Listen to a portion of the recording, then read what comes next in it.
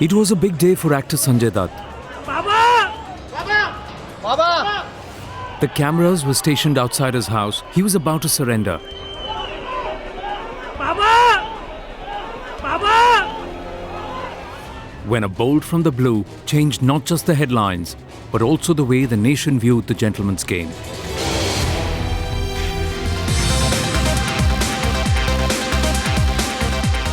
The IPL Season 6 was in full swing. The nation was reveling in the matches, the glitz and the glamour. But there were men busy working behind the scenes. They had sniffed the clues and were now following the signs. And then the day arrived. 15th of May 2013. Regularly. The after party following the Mumbai Indians vs Rajasthan Royals match ended in jail for 3 cricketers, tainted with spot fixing allegations. It was just a little before midnight. Right after losing the game at Wankhede, Sreesanth and Ankit Chavan made their way to a swanky pub. The cricketers were on police radar for days. Right up to that moment, the duo went in to meet a bookie, even as a cop squad was waiting in the wings outside the bar. Just a short while after midnight, the team struck at 3 different locations, picking up 2 players from Intercontinental and Trident Hotel in Nariman Point. But the surprise catch as Sreesanth was arrested from a suburban pub in Bandra area. But Sreesanth was not ready to give up. First resisting the arrest and then dropping high-profile names to evade the law.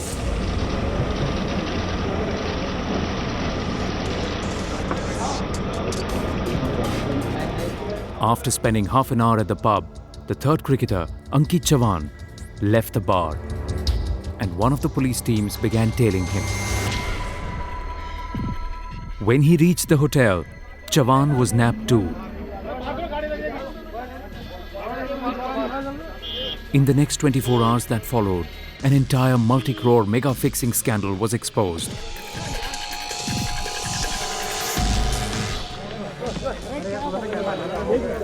And over 1 billion people who religiously watched these matches were betrayed.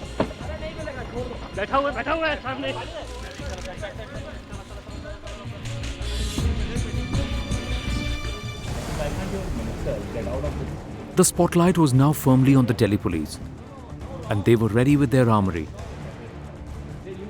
It was not just another press conference. The cricketers couldn't deny the evidence they were about to put out. Delhi police had cracked the code down to the very last detail. Rotate your watch. He's got away with that one. Put on your towel. Deliveries like this. Take out locket. Take out shirt or vest. And that McDowell's #1 fair play. At that time, the bookies were able to fix the match itself, which means they would predetermine the outcome of the match.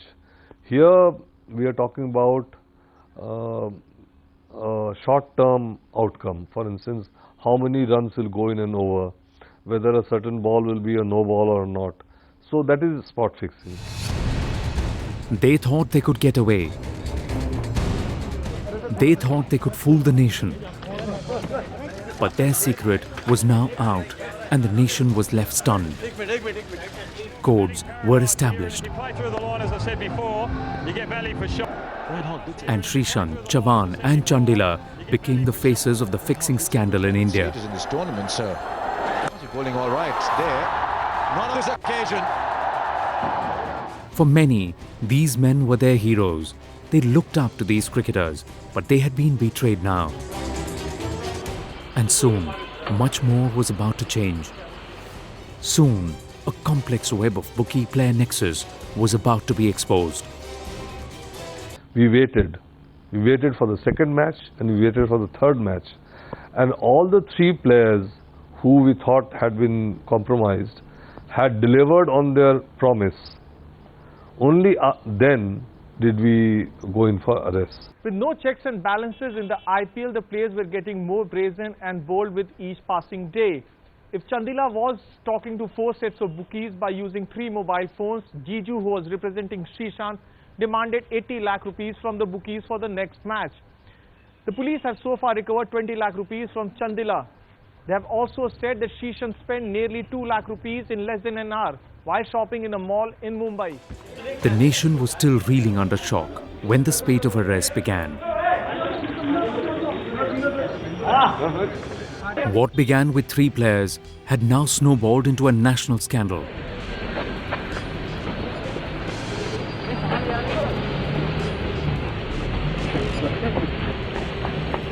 Jiju Janardhanan, a cricketer turned bookie, was one of the middlemen to be arrested. And it was his link to Srishant that revealed first evidence of a deeper nexus.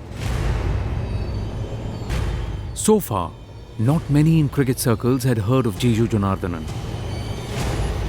But all that changed once news about the arrest of 3 Rajasthan Royals players broke. Jiju, an all-rounder, played for the Ernakulam Cricket Club a decade ago. It was here that Srishant is said to have strongly lobbied for the cricketer turned bookie. Because they were close friends from MRF days. We are still shocked, and I don't believe, because I know Sri from the age of 13, how much troubles he has taken. Even after this latest surgery, the troubles he has taken to come back. He first played for our B team in the B division. Then he played some tournament. Then he played Ranji Trophy. Then he played I mean, that is the kind of passion he had, and I let the what can I say? Let a proper court of law let it hear and bring out the truth. Jiju never managed to get selected to the Kerala Ranji Trophy squad. Not having met his objective of making it to the state senior squad, he returned to Gujarat. Some say Jiju was in the process of getting back to the Ernakulam Cricket Club when the scandal rattled the nation.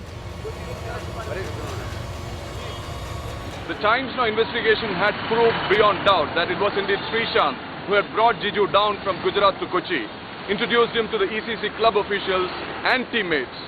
Not just that, Srishant lobbied hard with the Kerala Cricket Association officials to get Jiju selected to the Kerala Ranji side. The ring of suspicion was getting bigger now. And soon, the disclosures started getting more bold. We tracked down 3 such men who were in the thick of the fixing scandal. Men who knew the workings of the game completely, and what they revealed only brought more shame to the game. लड़कियों का इस्तेमाल सबसे easy होता है.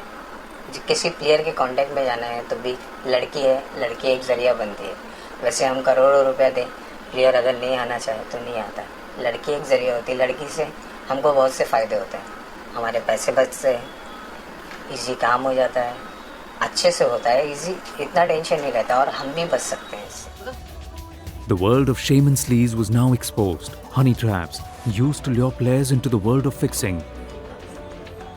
The top operators of this business were not just using cricketers. A sophisticated high-tech armory was facilitating the racket. And as a lot of people are involved, we know that the level of bookies are involved. How do you trust the other person? You need to have the people on conference saying that the level 2 bookie is talking to 5 clients, level 3 bookie is talking to 2 clients, everybody is on conference, the calls are getting recorded. So nobody is cheating and second person over there. For the first time, Words Link Boxes, a device with a platform for multiple phones that can handle up to 25 calls, became known to the country. We have seen that all the bookies, whoever takes the booking, they will make sure all the laptops, the mobiles, the SIMs are being crashed after that match is being done. Because they don't want to leave out any of the evidences related to that.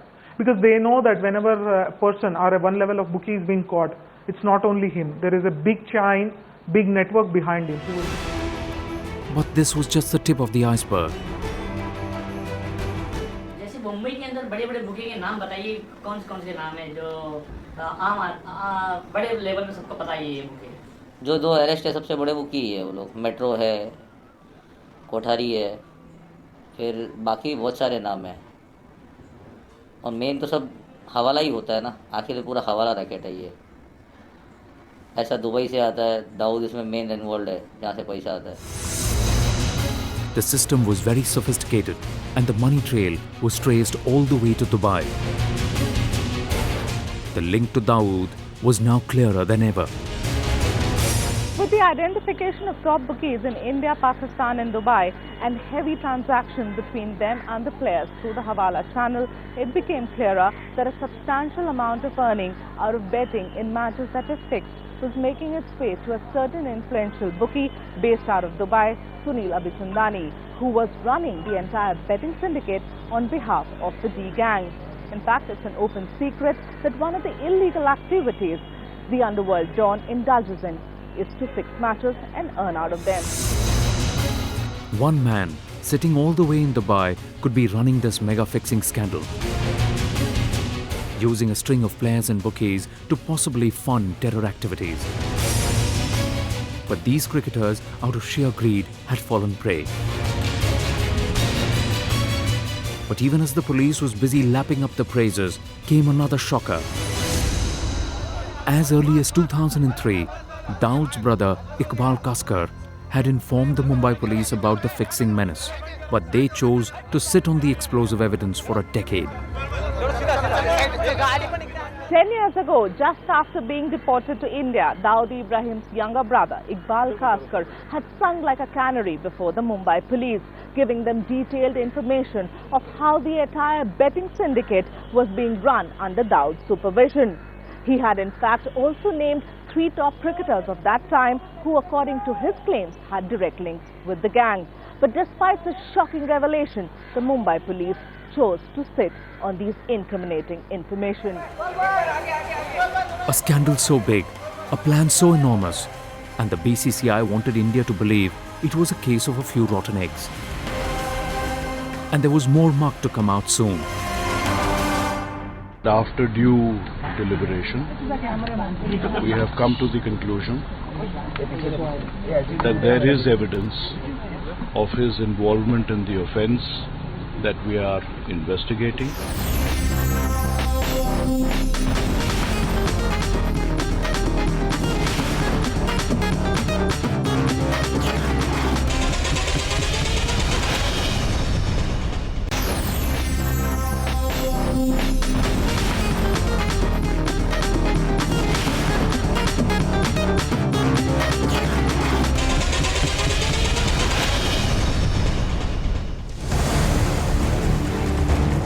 Players, bookies, underworld, the complex web of fixing was now completely exposed. But the cycle was not complete just yet. So far, they were meant to add the glitz and glamour to the IPL. Can he go big? But now, the dark side of the connection was about to be Windu.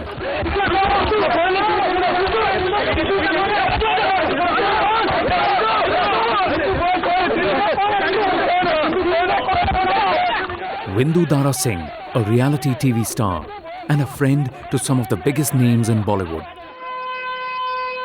The police had been hot on his trail for a while. And finally, he was taken into custody.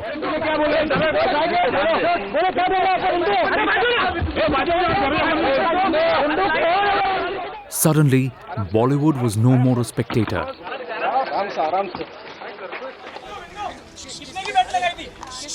Mr. 1%'s arrest shook both the Indian film industry and many others. He was the jack of the betting business and had been a constant feature at almost all IPL matches. But he was not just another man in the audience. Windu Dara Singh was at the center of the fixing scandal. Look at the support. The middleman who connected the rich and the famous to the bookies. The disclosures he made in his interrogation even stumped the police. They knew he was a key link. They knew he was a big catch.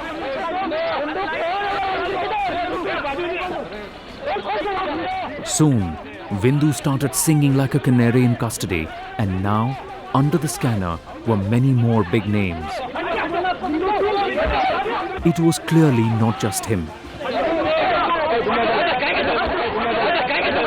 His first confession was how close relatives of big stars were involved. Bollywood could no more deny it. I was surprised. I was surprised कि ऐसा होता है, and I've heard about it before, मगर ये actually हुआ है. The sham was now busted. The truth was out there for all to see. The fixing scandal had snowballed into the biggest corruption racket the nation had ever seen. And how could the men who controlled the game, the owners at the top, how could they not be involved? It had been 48 hours since Vindu was taken into custody. And then came the first direct link to a franchisee. Vindu, in questioning, named the Chennai Super Kings boss, Gurunath Mayappan. And he was not just the CSK boss.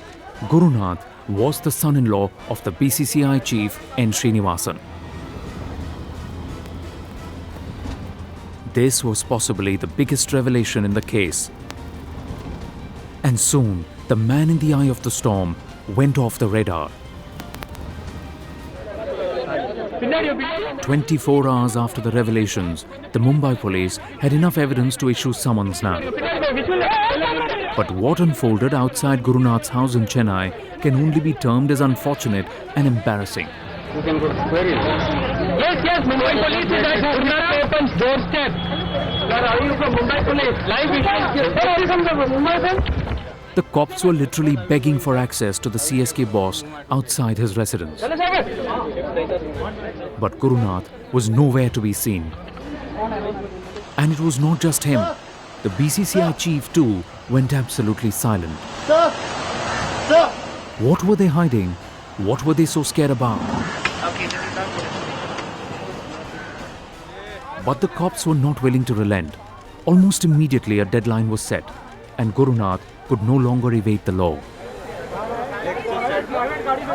The unrelenting attitude of the Mumbai police seems to be the primary reason that forced Chennai Super Kings boss Gurunath Mayappan to make an appearance before the Mumbai crime branch. The intention was to make him confront with the IPL middleman Vindu Dara Singh and grill them on exactly what transpired between the two in the several phone calls that they exchanged between them in this IPL season. And finally, he was spotted right outside his father-in-law's residence. He was now ready to talk to the police, and the cops had their plan firmly in place. They were no more ready to bank on hearsay and speculation. They were determined to bring Vindu Dara Singh and M. Gurunath face to face. The truth couldn't be denied anymore. The facts could not be concealed. We have gone through questioning with him in detail, and after due deliberation, we have come to the conclusion that there is evidence of his involvement in the offence that we are investigating, and therefore he has been placed under arrest. More rot, more muck, and more names. The IPL scandal had exploded all over. Everybody, almost everybody wanted a share of the big pie. Short, not high enough. The greed had made them blink. And he tells the opposition game on. These men had completely sold their conscience. For the billions who religiously watched the game, it had all become a big mockery. It was undoubtedly the last nail in the coffin. They were men without any partiality, without any bias, but they were not clean either. Controversial Pakistani umpire Asad Rauf withdrawn by the ICC from next month's Champions Trophy for his alleged role in the scandal. His arrest added a new twist to the fast unfolding drama. The first umpire to come under the scanner in the IPL spot-fixing scandal. Roff was no stranger to controversy. Only last year, a small-time model had accused him of sexually exploiting her for months before refusing to marry her. But this was much bigger. An umpire's involvement had completely shocked the nation. In a matter of just 7 days, the gentleman's game had become a joke. No one was clean, no one was in a position to take the high ground. They were all involved, they were all guilty, and now they all stood completely exposed. Betting, bookies, and Bollywood. Underworld and even franchisees, corruption is everywhere. And it is not the outsiders who are spreading the rot. These are men at the center of the game. These are men the nation worshipped. These are men the nation looked up to. The love of billions has been insulted. As the probe widens, only more shocking disclosures are bound to emerge. And the accused would probably be even punished. But nothing, absolutely nothing, can compensate for the betrayal.